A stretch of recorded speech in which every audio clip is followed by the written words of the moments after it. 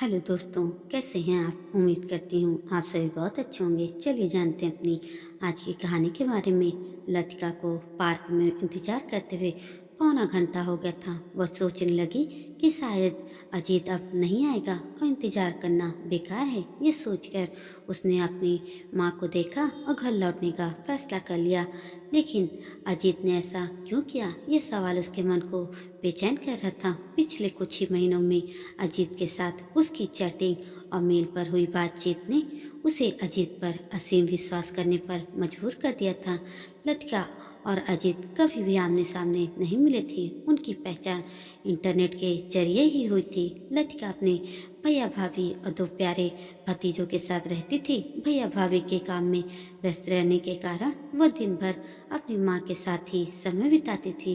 घर गृहस्थी संभालने में लतिका को खुशी मिलती थी, लेकिन खाली समय में उसे कंप्यूटर और इंटरनेट पर काम करने का शौक था। इसी दौरान उसकी पहचान अजीत से हुई। अजीत के साथ हुई बातचीत ने लतिका के जीवन में एक नई ऊर्जा भर दी थी। अजीत का शालीन और सधा हुआ स्वभाव उसे भाने लगा था।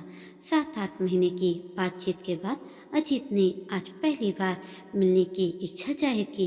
लतिका और उसकी माँ ने मिलकर तय किया कि वे घर के पास वाले पार्क में मिलेंगे। लतिका ने पीला सूट पहनने और अपनी माँ को भी साथ लाने की सारी जानकारी अजीत को दे दी थी। पार्क में बहुत देर इंतजार करने के बाद भी अजीत वहाँ नहीं आया। लतिका उलझन में थी कि अजीत आखिर क्यों नहीं आया, लेकिन उसने इसे भी अपने जीवन के एक और बुरे अनुभव की तरह भुला देना चाहा। पर अगले दिन बेचैन मन से उसने जब अपना मेल बॉक्स खोला तो वहाँ अजीत की मेल पड़ी थी। अजीत का मेल पढ़ते ही उसकी आंखों में आंसू आ गए।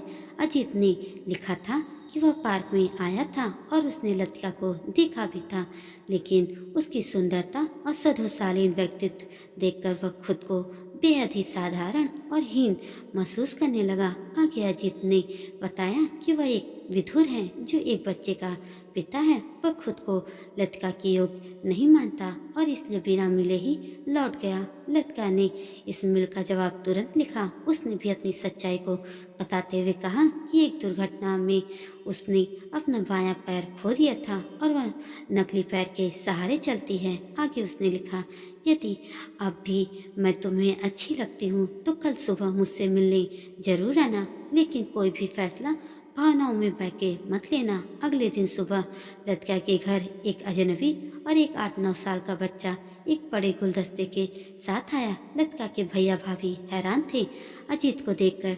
तब लतिका ने उन्हें अजीत के बारे में सब कुछ बताया। माँ मन ही मन खुश थी अपनी बेटी की खुशियों के लिए। लतिका ने अपनी सादगी और अजीत ने अपनी ईमानदारी से जो रिश्ता बनाया वह सच्चे प्यार और परस्पर विश्वास की मिसाल बन गई। दोस्तों, ये छोटी सी कहानी आपको कैसी लगी कमेंट करके मुझे ज़रूर बताइएगा, और ऐसी अच्छी कहानी के लिए मेरे चैनल को सब्सक्राइब भी ज़रूर कर दीजिएगा। धन्यवाद।